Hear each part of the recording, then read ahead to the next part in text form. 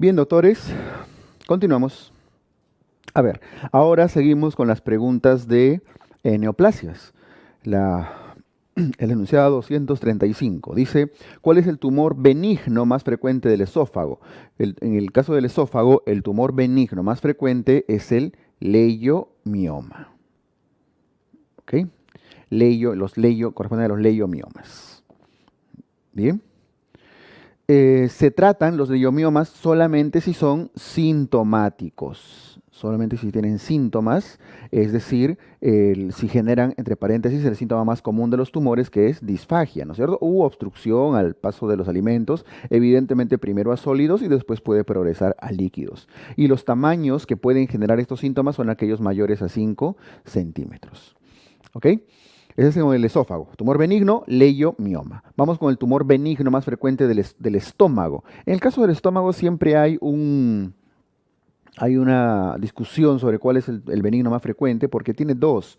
Los leiomiomas también son frecuentes, sin embargo, dado que su sintomatología es muy baja, casi suele pasar desapercibido, a veces no suelen considerarlo. Todas las veces que se ha preguntado algo sobre tumores benignos del estómago, casi siempre la respuesta suele ser pólipos. ¿Ok? Y dentro de los pólipos es el pólipo hiperplásico, el más frecuente. Lo bueno es que el hiperplásico no suele malignizar con mucha frecuencia, es bastante benigno. Pero el que maligniza con más frecuencia, el que está dentro de la evolución de la historia natural del cáncer, es el pólipo adenomatoso. Los adenomas sí tienen mucho más riesgo de desarrollar un cáncer posteriormente. En el caso del intestino delgado, también son los pólipos, pero aquí sí ya no son los hiperplásicos, sino los pólipos adenomatosos o en todo caso los adenomas. Y en el caso del colon, también los pólipos adenomatosos. Si se dan cuenta, esófago, leiomiomas, estómago, pólipos hiperplásicos y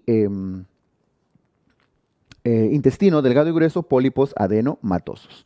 En el colon, los adenomas pueden ser, ya cuando hablamos de pólipos adenomatosos específicamente del colon, pueden ser tubulares, vellosos y túbulo-vellosos. De estos, el que maligniza es el velloso. Y no solamente maligniza, el gran problema de los pólipos del colon es el grado de malignización que los pólipos adenomatosos vellosos pueden llevar, pero no solamente son que tienen riesgo de malignización, sino que son muy secretores. Los adenomas del colon son altamente secretores. ¿Ok? Bien, el tratamiento de los pólipos pediculados en general, pólipo pediculado hace referencia, si esto es el intestino, un pólipo pediculado es este, ¿no? Que tiene un pedículo. Y un sésil es este de acá. Ahí está. En ambos casos, tanto el pediculado como el sésil, en ambos casos es la resección endoscópica, o en todo caso por colonoscopía, si es que estamos hablando del colon. Se reseca con el endoscopio, entran, le ponen su arito y lo resecan. ¿Ok? Muy bien. ¿Qué más? Los pólipos vellosos, hace un momento les dije sobre el agua, sodio, potasio, los pólipos vellosos no solamente malignizan, sino son muy secretores. Secretan agua, sodio, potasio. ¿Y qué causan? Deshidratación, causan diarrea, causan hipocalemia, causan hiponatremia. Y no solo eso, sino generan también sangrado. ¿Ok? Listo. Entonces, conclusión, en el colon, los tumores benignos más frecuentes son los pólipos, pero de esos pólipos abundan más los adenomatosos que tienen gran riesgo de malignización. Son benignos, pero pueden malignizar. Y de estos pólipos adenomatosos, los vellosos son los que más malignizan. Y no solamente malignizan, sino también son secretores. En el hígado, el tumor benigno más frecuente suele ser el quiste simple, el tumor quístico, y el tumor sólido suele ser el hemangioma. El quiste es un tumor quístico y el hemangioma es un tumor sólido.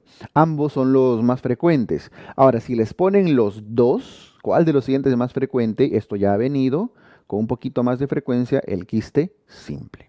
¿Ok? En el caso del apéndice, el tumor benigno más frecuente del apéndice es el mucocele apendicular. Bien, pues que a veces incluso podría malignizar, a veces tiene riesgo de malignización. Para diagnosticar poliposis adenomatosa familiar, poliposis adenomatosa familiar, o a veces le llaman poliposis cólica familiar, cuando ya específicamente habla del colon, o PAF, poliposis adenomatosa familiar, es una entidad en la cual hay herencia de pólipos generación tras generación. O sea, se heredan pólipos las familias. Bien, pólipos en el colon y estos tienen gran riesgo de desarrollar cáncer. Es prácticamente que todos heredan su factor de riesgo más común y muchas de las generaciones podrían desarrollar cáncer. Para diagnosticar poliposis debe encontrarse más de 100 pólipos adenomatosos en una colonoscopia. Es una siembra de pólipos, ¿no? Sí, en la endoscopía. El tratamiento de la poliposis, si fuera diagnosticado, es una persona a quien se le diagnostica poliposis adenomatosa familiar por el gran riesgo que tiene de desarrollar cáncer. El tratamiento es la colectomía total. Colectomía total. Se saca todo el colon, todo. Y solamente queda íleon y recto. Por lo tanto, van a tener que hacer una ileorectostomía o una ileorectoanastomosis. Bien.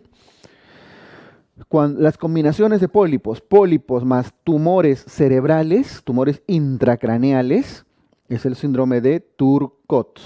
Síndrome de Turcot. Poliposis intestinal, gastrointestinal más tumores en el cerebro.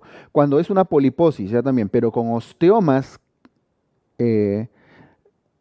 craneales, es decir, están en el hueso, en la estructura, en la bóveda craneana, los tumores incluso en la frente, a veces parte de la cara. Osteomas, no son intracraneales, sino de la propia estructura ósea, se llama síndrome de Gardner. No Garden, Gardner.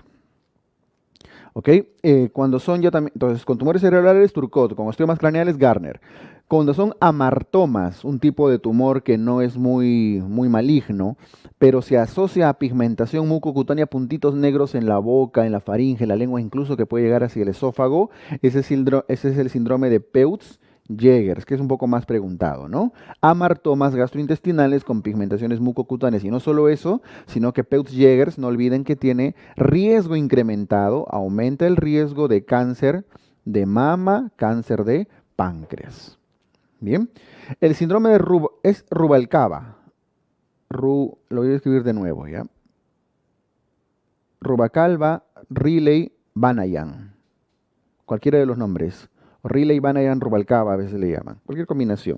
Es la presencia de amartomas gastrointestinales asociados a lipomas múltiples, asociado a macrocefalia, cabezoncito, asociado a lentiginosis, genital sobre todo. Amartomas, lipomas, macrocefalia principalmente. ¿Ok? El síndrome de Cowden es un síndrome hereditario de amartomas múltiples. Es decir,